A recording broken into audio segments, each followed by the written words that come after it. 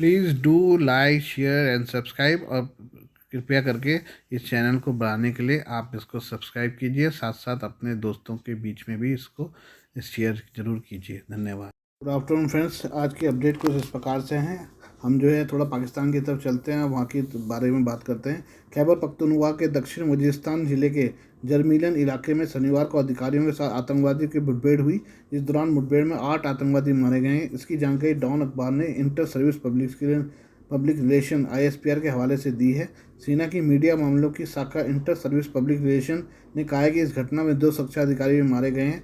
ISPR के अनुसार 2 सैनिक कुर्रम जिले के पारा चिनार निवासी 25 वर्षीय लांस नायक शोएब अली और लकी मरवत जिले के निवासी 22 वर्षीय सिपाही रफ़ी उल्लाह कथित रूप से मारे गए थे। डॉन के अनुसार ISPR ने अपनी विज्ञप्ति में कहा कि आतंकवादी जो सुरक्षा कर्मियों के खिलाफ आतंकी गतिविधियों में सक्रिय रूप से प्रतिबद्ध हैं और निर्दोष लोगों की हत्या कर रहे हैं, उनकी बंदूकें और बारूद जब्त कर लिए गए हैं। डॉन की खबर के मुताबिक सुरक्षा कर्मियों ने मंगलवार को KP के बाजौर जिले के लोईसुम इलाके में एक IBO के दौरान 3 आतंकवादी को मार गिराया, जबकि सोमवार को KP के बन्नू जिले में एक IBO के दौरान 3 आतंकवादियों को और मारा गया। देश में कानून और व्यवस्था की स्थिति पिछले कुछ महीने में खराब हो गई है, क्योंकि आतंकवादी संगठन देश भर में लगभग अनियंत्रित हमले करते रहे हैं। प्रतिबंधित उग्रवादी संगठन तहरीक-ए-तालिबान पाकिस्तान ने पिछले साल नवंबर में बातचीत समाप्त होने के बाद से हमलों को तेज कर दिया है। मुख्य रूप से KP पुलिस और अफगानिस्तान की सीमा से लगे क्षेत्रों पर ध्यान केंद्रित करने की जरूरत पड़ रही है। लोगों ने हमेशा शूटआउट को सुना था लेकिन देखा नहीं था, किंतु 50 दिन के भीतर देश के लोगों ने 2 बार लाइव शूटआउट देखा। सब कुछ वही, फ़र्क था तो सिर्फ स्थान का। पहली घटना की तरह इसमें भी तय था कि जिंदा नहीं छोड़ना है। 24 फरवरी की शाम करीब 5 बजे लेमसराय के रहने वाले अधिवक्ता और विधायक राजू पाल हत्याकांड के मुख्य गवाह उमेश पाल कचहरी से कार में सवार होकर अपने घर पहुंचते हैं। कार में उनके साथ चालक और 2 सुरक्षाकर्मी रहते हैं। जैसे ही एक सुरक्षाकर्मी और उमेश पाल कार से उतरते हैं, अतीक अहमद का पुत्र असद अहमद समेत कई लोग गोली और बम से हमला बोल देते हैं। दौड़ा दौड़ा कर गोली और बम मारा जाता है। घर में घुसकर गोलियों की बौछार कर दी जाती है। घर के बाहर बनी गली से भागते हुए सुरक्षाकर्मी को पीछे से बम से उड़ा दिया जाता है। वहीं कार में बैठे दूसरे सुरक्षाकर्मी को बाहर निकलने तक का मौका नहीं दिया जाता है। कार में ही गोली मारकर उसे छलनी कर दिया जाता है। CCTV से निकले फुटेज को जिले ही नहीं देश के लोगों ने देखा तो दहल गए। पहली बार शायद इस तरह का लाइव शूटआउट लोगों ने देखा था। राजनीतिक गलियारों में भी इस लाइव शूटआउट ने खलबली मचा दी थी। इस घटना के ठीक 50वें दिन शनिवार रात देश के लोगों ने फिर शूटआउट का लाइव देखा। अंतर इतना था कि इस बार अतीक अहमद और उसका भाई अशरफ ही इसका शिकार हो गए। अंदाज पहले ही शूटआउट की तरह ही था। अतीक और अशरफ को पुलिस जीप से उतारती है, काल्विन अस्पताल की तरफ बढ़ती है। उसी समय 3 युवक वहां पहुंचते हैं। अतीक के सिर में पिस्टल सटा देता है।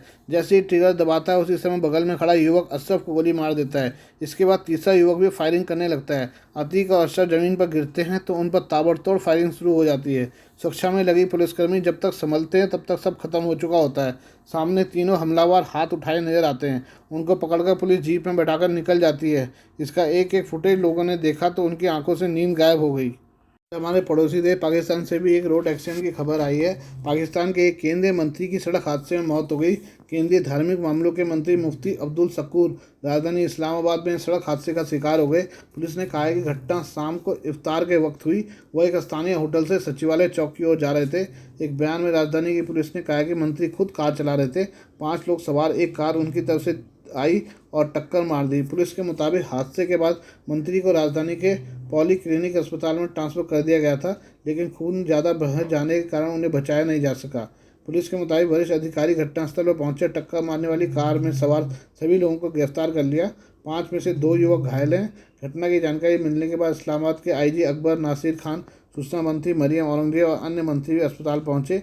गृह मंत्री राणा सनाउल्लाह ने पुलिस को निर्देश किया कि इस घटना की पूरी जाँच की जाए। इस्लामाबाद के IG खान ने अस्पताल के बाहर पत्रकारों से कहा, शुरुआती जानकारी से पता चलता है कि मुफ्ती शकूर का निधन उनके सिर में चोट लगने से हुआ है। मंत्री का अंतिम संस्कार रविवार दोपहर 2 बजे लकी मरवत में अदा की जाएगी। चीन और ताइवान के बीच सब कुछ ठीक नहीं है, ये बात तो दुनिया जानती है, लेकिन इस मसले पर अमेरिका के साथ टकराव भी बढ़ता जा रहा है। चीन जो ताइवान पर अपना अधिकार जताता है उसके राष्ट्रपति शी जिनपिंग अक्सर ही कहते हैं कि चीनी मिलिट्री ताकत के दम पर ताइवान को अपनी सीमा में मिलाकर रहेगी। ताइवान चीन के इस दावे को मानने से इनकार कर देता है। अब अगर एक रिपोर्ट की माने तो जिनपिंग इस मामले पर अपने अमेरिकी समकक्ष जो बाइडेन को धमकी तक दे चुके हैं। न्यूयॉर्क टाइम्स में छपे एक ओपिनियन पोल में दावा किया कि इंडोनेशिया के बाली में नवंबर 2022 में G20 सम्मेलन के दौरान जिनपिंग ने बाइडेन को स्पष्ट तौर पर चेतावनी दी थी कि वह ताइवान के मसले में हस्तक्षेप न करे। इस आर्टिकल में बाइडेन प्रशासन के एक सीनियर एडमिनिस्ट्रेशन अधिकारी के हवाले से बात लिखी गई है। इसमें लिखा है कि जिनपिंग ने बाइडेन को साफ साफ कह दिया था कि वह चीन के ऐसे राष्ट्रपति नहीं होंगे जो ताइवान को अपने हाथ से जाने देंगे। अगर बाइडेन ने उन्हें मजबूर किया तो फिर अमेरिका और चीन के बीच युद्ध होगा। जिनपिंग ने बाइडेन से कहा था कि अमेरिकी राष्ट्रपति को इस बात का जरा भी इल्म नहीं है कि ताइवान का मसला चीन के लोगों के लिए क्या है और वो आग से खेल रहे हैं। धूल में मिल जाएगा ताइवान। ताइवान की राष्ट्रपति त्साई इंग-वेन हाल ही में अमेरिका की यात्रा से लौटी हैं। इस यात्रा के बाद भी भड़के चीन ने ताइवान के तट पर एक लाइव फायर ड्रिल आयोजित की थी। इस ड्रिल के जरिए ताइवान को नए सिरे से चेतावनी दी गई थी कि ताइवान के साथ शांति और स्थिरता फिलहाल संभव नहीं है। विशेषज्ञों की माने तो किसी भी पक्ष की छोटी सी चूक अमेरिका चीन युद्ध भड़का सकती है। यह युद्ध बिल्कुल वैसा ही होगा जो यूक्रेन की तरह ताइवान को धूल में मिटा देगा। उनकी माने तो चीन की कम्युनिस्ट पार्टी ने इस समय देश की जनता पर मजबूत पकड़ बना ली है। पार्टी अपने शासन या जिनपिंग को चुनौती देने वाले किसी भी शख्स या मसले को कुचल सकती है। जर्मनी ने भी किया आगाह। चीनी विदेश मंत्रालय की तरह से भी यह कहा जा चुका है कि द्वीप पर ताइवान की आज़ादी के लिए सेना का प्रयोग या फिर ताइवान स्टेट की यथास्थिति को कमज़ोर करने और शांति को खतरे में डालने की साजिश रची जा रही है। ऐसी में स्थिरता बनाए रखने के लिए अलगाववादी गतिविधियों का दृढ़ता से विरोध करना चाहिए। चीन को इस मसले पर फ्रांस और जर्मनी का समर्थन मिल चुका है। जर्मनी के विदेश मंत्री अन्ना-लेना बेयरबाख ने शुक्रवार को अपने चीनी समकक्ष किंग गैंग के साथ एक मीटिंग के बाद चेतावनी दी। उन्होंने कहा था कि ताइवान के रास्ते हर दिन दुनिया का 50% ट्रेड होता है। ऐसे में यहाँ पर कोई भी सैन्य तनाव पूरी दुनिया के लिए एक डरावनी स्थिति होगी। चीन भारत का वो पड़ोसी जो हमेशा उसके लिए सिरदर्द बना रहता है। अब इसी पड़ोसी की तरफ से म्यांमार और श्रीलंका में जो कुछ किया जा रहा है उसकी वजह से भारत में सुरक्षा विशेषज्ञ खासे चिंतित हैं। श्रीलंका और म्यांमार में चीन वो दोहरा खेल खेल रहा है जिसके बाद भारत पर खतरा बढ़ सकता है। जहाँ म्यांमार में उसने कोको द्वीप पर एक सैन्य सुविधा तैयार कर डाली है तो वहीं अब वह श्रीलंका में एक remote satellite receiving ground station system बनाने की तैयारी में है। म्यांमार और श्रीलंका में दोनों ही सुविधाओं के लिए चीन की मदद मिल रही है। भारत को चिंता है कि चीन ऐसा करके पूरे क्षेत्र में नजर रखना चाहता है, इसकी निगरानी करना चाहता है। अखबार द हिंदू की एक रिपोर्ट के मुताबिक हाल ही में कोको द्वीप समूह की कुछ सैटेलाइट तस्वीरें आई हैं। इनमें साफ नजर आ रहा है कि इस जगह पर चीन की एक सैन्य सुविधा अंडमान निकोबार द्वीप समूह के एकदम करीब है। इससे अलग सूत्र की माने तो चीन की साइंस एकेडमी के तहत आने वाले एरोस्पेस इंफॉर्मेशन रिसर्च इंस्टीट्यूट और दक्षिण श्रीलंका की रुहाना यूनिवर्सिटी के बीच एक remote satellite receiving ground station system बनाने की तैयारी की जा रही है। भारतीय रक्षा संगठनों से जुड़े सूत्रों की माने तो जिस जगह पर यह स्टेशन बनाने का प्रस्ताव दिया गया है वो काफ़ी महत्वपूर्ण है। ऐसे में चीन इसका प्रयोग भारतीय संपत्तियों की जासूसी करने और संवेदनशील सूचनाओं को इंटरसेप्ट करने के लिए कर सकता है। सूत्रों की माने तो अंडमान और निकोबार द्वीप समूह से करीब 60 किलोमीटर दूर कोको द्वीप समूह में चीन की तरफ से बनाए जा रहे मिलिट्री स्टेशन के बारे में मिली इंटेलिजेंस का जिक्र किया है। रक्षा सूत्रों की माने तो ऐसे में चीन जो कुछ भी कर रहा है उसके बाद चिंताएं होना लाजमी है। हाल ही में सैटेलाइट तस्वीरों में द्वीप पर एक रेडोम देखा गया था। रेडोम यानी रडार की रक्षा के लिए गुंबद के आकार का ढांचा। सूत्रों के मुताबिक द्वीप को एक नए पुल के जरिए करके हिस्से से जोड़ा जा रहा है। इसकी लंबाई 175 मीटर और चौड़ाई करीब 8 मीटर है। रक्षा सूत्रों की माने तो जरूरत पड़ने पर चीनी सेना हमेशा इस सुविधा का इस्तेमाल कर सकती है।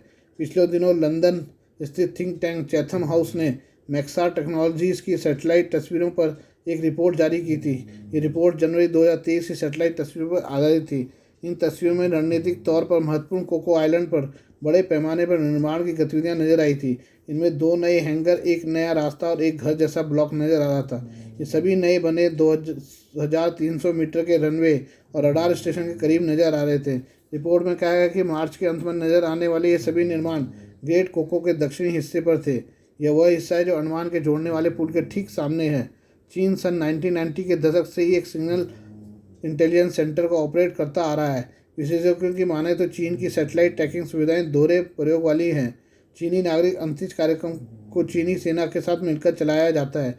ऐसे में इस क्षेत्र में चीन के विस्तार वाले ग्राउंड स्टेशन का उपयोग निश्चित तौर पर भारत से जुड़ी संवेदनशील जानकारी को हासिल करने के लिए बाधित करने के लिए किया जा सकता है। सूत्रों के माने तो श्रीहरिकोटा में भारत के सैटेलाइट लॉन्चिंग फैसिलिटी और ओडिशा में इंटीग्रेटेड मिसाइल टेस्ट रेंज पर चीनी ग्राउंड स्टेशन नज़र रख सकता है और श्रीलंका में बने वाले रिमोट स्टेशन की मदद से संवेदनशील डेटा हासिल कर लॉन्च को ट्रैक कर सकता है। प्रधानमंत्री नरेंद्र मोदी की भारत में लोकप्रियता किसी से छिपी नहीं है, लेकिन अब दुनिया के नेता भी प्रधानमंत्री मोदी के कायल होते जा रहे हैं। अमेरिका की सेक्रेटरी ऑफ कॉमर्स यानी कि वाणिज्य मंत्री जीना राइमांडो भी पीएम मोदी की मुरीद हो गई हैं। जीना राइमांडो का कहना है कि पीएम मोदी दुनिया के सबसे लोकप्रिय नेता किन्हीं वजहों से ही हैं। उन्होंने कहा कि पीएम मोदी एक विजनरी नेता हैं।